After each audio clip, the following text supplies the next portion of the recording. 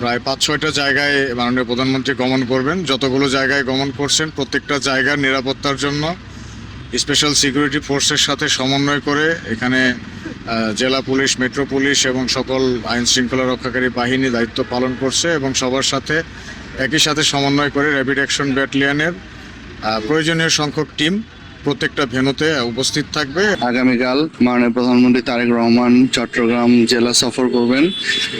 প্রথমে বাঁশখালী থেকে ফটিকছড়ি হয়ে হাটহাজারী হয়ে আবার চট্টগ্রামে যাবেন। প্রধানমন্ত্রী তারেক রহমানের চট্টগ্রাম সফরের কেন্দ্র করে আইন শৃঙ্খলা বাহিনী সর্বোচ্চ সতর্কতা ও ব্যাপক নিরাপত্তা প্রস্তুতি গ্রহণ করছে। ভেন্যু, হেলিপ্যাড ও যাতায়াতের প্রধান সড়ক ইনুত 2,500-3,000 আইন শৃঙ্খলা রক্ষাকারী বাহিনীর সদস্য মোতায়েন করা হয়েছে।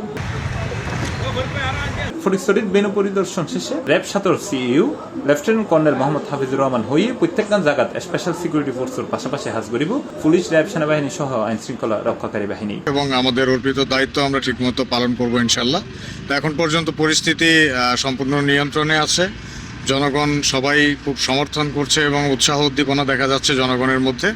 তো আমরা আশা করি যে মাননীয় প্রধানমন্ত্রীর পরিদর্শনটা অত্যন্ত সুন্দরভাবে নিরাপদে সম্পন্ন হবে ইনশাল্লাহ। সবগুলো ভেন্যু মিলে প্রায় 200 থেকে 250-এর মতো র্যাব সদস্য থাকবে, নিয়োজিত থাকবে। অনমিককে পরিদর্শন শেষে চট্টগ্রাম জেলা প্রশাসক মোহাম্মদ জাহিদুল ইসলাম মিয়া হয়ে ইতিমধ্যে প্রধানমন্ত্রীর সফরগিরি বিয়ার প্রস্তুতি সম্পন্ন। তা আমরা প্রত্যেকটি ভেন্যু ঘুরে দেখছি, আমাদের সকল প্রস্তুতি সম্পন্ন। ফাইনাল টাচ আমরা দেখছি। আমরা আশা করি যে প্রোগ্রামটা সুন্দরভাবে সফলভাবে বাস্তবায়িত হবে। আসলে আইন শৃঙ্খলা বাহিনী, আমাদের পুলিশ, র্যাব, বিজিবি এবং এসএসএফ সহ সকল আইন শৃঙ্খলা বাহিনী তারা এসেছে, তারা কাজ করছে। আমাদের গোয়েন্দা সংস্থাগুলোও কাজ করছে। রাষ্ট্রের প্রধান কোনো জায়গায় সফরে গেলে যে ধরনের প্রোগ্রামগুলো হয়ে থাকে, যেভাবে তার নিরাপত্তা ব্যবস্থা নেওয়া হয়ে থাকে, আমরা সার্বিকভাবে সেই নিরাপত্তা ব্যবস্থাগুলো নিশ্চিত করেছি।